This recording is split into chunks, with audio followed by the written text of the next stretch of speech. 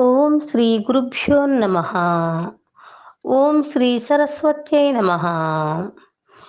ఏవిబి సుబ్బారావు గారి ఆధ్యాత్మిక బృందం వారి సౌజన్యంతో మాఘపురాణం 24వ అధ్యాయం. శ్రీమన్నారాయణుని అనుగ్రహము, తులసీ మహత్యము. వృశ్రుమద మహాముని జహ్ను మునితో ఇట్లనెను: సత్యజిత్తు ఏకాదశి యందు భార్యతో పాటు ఉపవాసముండెను. కేశవుని గంధపుష్పాదులతో అర్చించెను.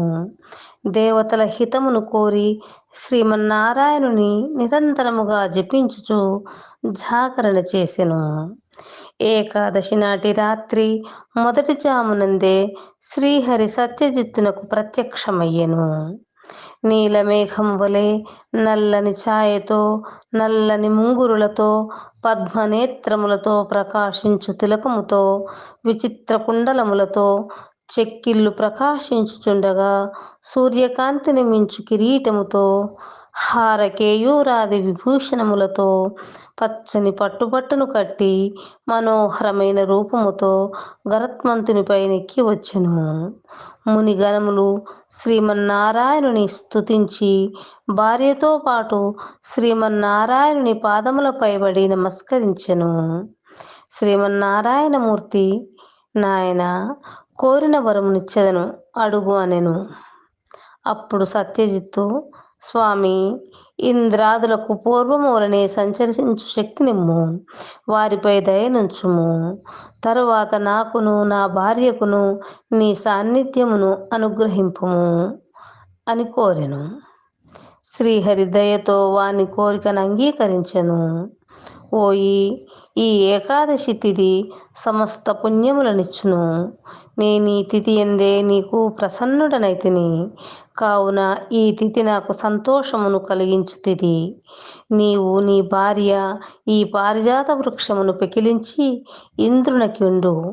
పవిత్రము, వనవాసి, నాకిష్టము అయిన ఈ తులసిని నాకిమ్ము. నీకు శుభము కలుగును. మరి ఒక ఆలోచన వలదు అని పలికెను. సత్యజిత్తును అట్లే అని అంగీకరించెను. మరునాటి ఉదయమున భార్యతో కలిసి పారిజాత వృక్షమును పెకిలించి ఇంద్రాదులకిచ్చెను. తులసిని లక్ష్మీపతియగు శ్రీహరికిచ్చెను. శ్రీహరి అనుగ్రహము వలన ఇంద్రాదులందరూ శక్తివంతులై శ్రీమన్నారాయణునకు నమస్కరించి నిలిచిరి. శ్రీహరి ఇంద్రాదులు వినుచుండగా సత్యజిత్తును వాని భార్యను చూసి ఇట్లనెను: ఈ ఏకాదశి తిథి నాడు నీవు భక్తితో ఈ విధముగా నన్ను పూజించి నా అనుగ్రహము నుండుట మిక్కిలి ఉత్తమమైనది, నాకు మిక్కిలి ఇష్టమైనది. ఈ ఏకాదశి తిథి సర్వజీవుల పాపములన్నింటినీ పోగొట్టి అనంత పుణ్యమునిచ్చును. మందమతులైన మానవులు ఈ విషయమును గమనింపలేరు. పాడ్యము నుండి 10 దినములు యథాప్రకారము భుజించి ఏకాదశి నాడు ఉపవాసమును జాగరణము చేసి నన్ను స్మరించువారు నా సాన్నిధ్యమును చేరుదురు. ఇహలోకమున సర్వసుఖములను, సర్వశుభములను పొందుదురు. నాకు సంతోషమునిచ్చిన ఈ తిథి ఉత్తమ సంభావననిచ్చి వేల కొలది అశ్వమేధములు చేసినవచ్చు పుణ్యమునిచ్చును. ధర్మవేత్తలకు మునులను ఈ తిథి మిక్కిలి పుణ్యప్రదమని అందురు. 12వ రోజున దేవతలకు మరల శక్తి పుష్టి కలుగుటచే ద్వాదశి తిథిని ప్రాణదాయిని, విష్ణుప్రియ అని అందురు.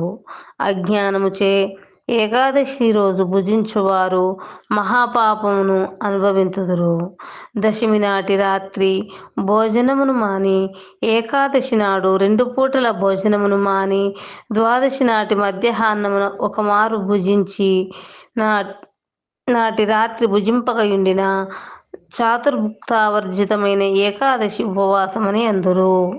ఈ ప్రకారముగా చేసిన ఉపవాసము సంపూర్ణ పుణ్యఫలమునిచ్చును. పుణ్యప్రదమగు హరివాసరమున ఉపవాసము జాగరణము చేసి నన్ను యథాశక్తి బోధించిన వాడు నాకిష్టుడు, నా లోకమును చేరును. ఇట్టి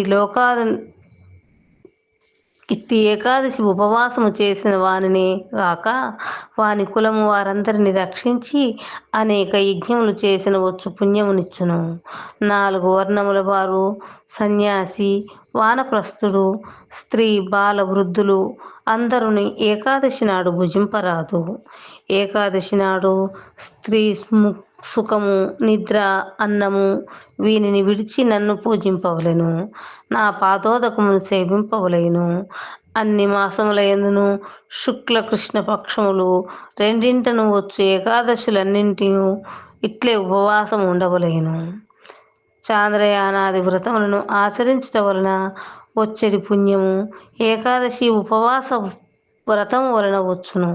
కావున మానవులారా, మునులారా, నీ భక్తులారా ఎవ్వరును ఏకాదశి నాడు అన్ని మాసముల యందును 2 పక్షముల యందును తినరాదు. ఇది సత్యము. ఇట్లు ఉపవాసము చేసినను ఈ లోకమును చేరి నా లోకమును చేరి నన్ను పొందును. ఇది తథ్యము అని బిగ్గరగా పలికెను అని గృత్సు మహాముని జహ్నుమునికి వివరించెను. గృత్సు మహాముని జహ్నుమునితో ఇట్లనెను: శ్రీమన్నారాయణుడు ఏకాదశి వ్రత విధానమును మహత్యమును వివరించి ఇంద్రాదులతో ఇట్లనెను: మీరీ పారిజాత దివ్య వృక్షమును తీసుకొని మీ నివాసమైన స్వర్గమునకు వెళ్ళుడని చెప్పెను. ఇంద్రాదులు శ్రీహరి చెప్పినట్లు పారిజాత వృక్షమును తీసుకొని స్వర్గమునకు పోయిరి. వారందరూ వెళ్ళిన తర్వాత తులసి శ్రీమన్నారాయణునితో ఇట్లనెను: స్వామి, నీ పాదపద్మముల యందు ఆసక్తి గల నన్ను దయచూడుము. నాకు నీవు తప్ప మరి ఒక గతి లేదు. నేను నీ పాద సాన్నిధ్యమునే కోరుకొందును అని పలికిన తులసి మాటలు విని శ్రీహరి: భూమి యందు అమృతము వలన పుట్టిన తులసి, నీవు నాకిష్టురాలవు. నా వద్దకు రమ్ము. నిన్ను నేను హృదయమున ధరింతును. సందేహం వలదు. నీవు పవిత్రురాలవు, పవిత్రతను కలిగించుదానవు, పాపనాశినివి. తులసీ దళములతో కలిగిన నిన్ను చూసిన వారు గంగా స్నానము చేసిన వారి వలె పవిత్రులగుదురు.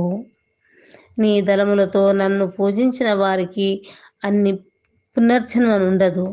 అమృతము నుండి పుట్టిన తులసి దళములను మాలగా చేసి నా కంఠమును సమర్పించిన వారు అంతులేనంత అనంతకాలము నా లోకమున ఉండి నాలో ఐక్యమగుదురు.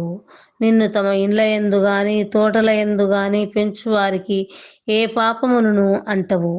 ప్రాతకాలమున నిద్రలేవగానే నిన్ను చూసి నమస్కరించిన వాడు ఆ దినమున సర్వసుఖములను పొందును.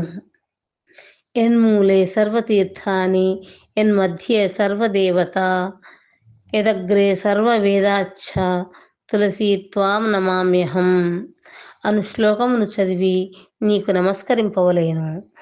తులసి, నీ దళములతో నీటిని తన శరీరంపై చల్లుకొనువాడు అపవిత్రుడైనను పవిత్రుడగును. నీ కుదురు మొదలులోనున్న మట్టిని తిలకముగా నుదుటిపై ధరించిన వాడు సర్వసుఖములను పొందును. యక్ష రాక్షస పిశాచాదుల వలన వానికి ఏ బాధయూ ఉండదు. అమృత సంభవ తులసి, త్రైలోక్య పావని, నిన్ను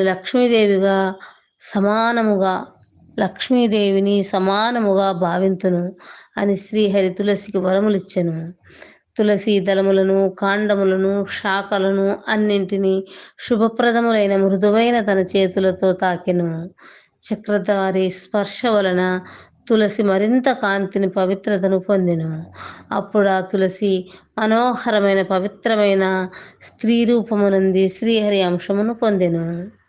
మాయావి జగదీశ్వరుడైన శ్రీహరి లోకరక్షణార్థకమై తులసిని నియమించెను. శ్రీహరి ఎడను చేతితో తాకబడిన భాగము కృష్ణవర్ణమై కృష్ణ తులసి అను పేరు పొందెను. ఆ వైపున ఉన్న ఇతర వృక్షములను తులసి సాన్నిధ్యముచే పవిత్రములయ్యెను. తులసి ఉన్న ప్రదేశము పాపములను పోగొట్టును. అప్పుడు శ్రీహరి సత్యజిత్తును చూచి, నీవు నాకు పూజను చేసి బ్రాహ్మణ సమారాధనను చేసి నీవు నీ భార్యయు భుజింపుడు అని పలికెను. సత్రజిత్తు కూడా శ్రీహరిని పూజించి బ్రాహ్మణులకు భోజనము పెట్టి తన భార్యతో కలిసి భుజించెను. ఇట్లు ఆ వ్రతము పూర్తి అయిన తర్వాత శ్రీహరి అందరును చూచున సత్యజిత్ దంపతులతోనూ తులసితోనూ కలిసి గరుత్మంతుడిని పైకెక్కి తన లోకమును కొనిపోయెను. నాయన జహ్నుముని, ఇది ఏకాదశి వృత్తాంతము. ఏకాదశి తిథి అశ్వమేధ సహస్ర ఫలమునిచ్చునని స్పష్టమైనది.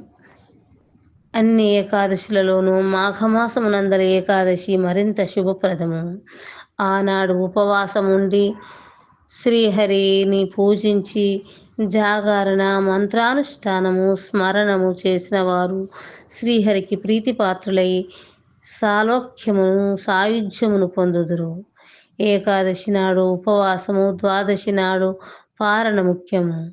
ఆనాడు బ్రాహ్మణులకు భోజనము పెట్టి యథాశక్తిగా గోదానమును, భూదానమును, వస్త్రదానమును, సువర్ణదానమును, సాలగ్రామ శిలాదానమును మున్నగు వారిని ఉత్తముడైన బ్రాహ్మణులకు ఇయ్యవలెను.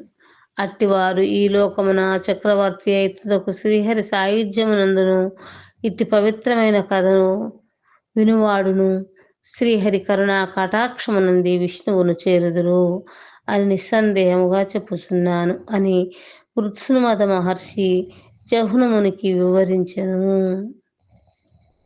సర్వం శ్రీకృష్ణార్పణమస్తు.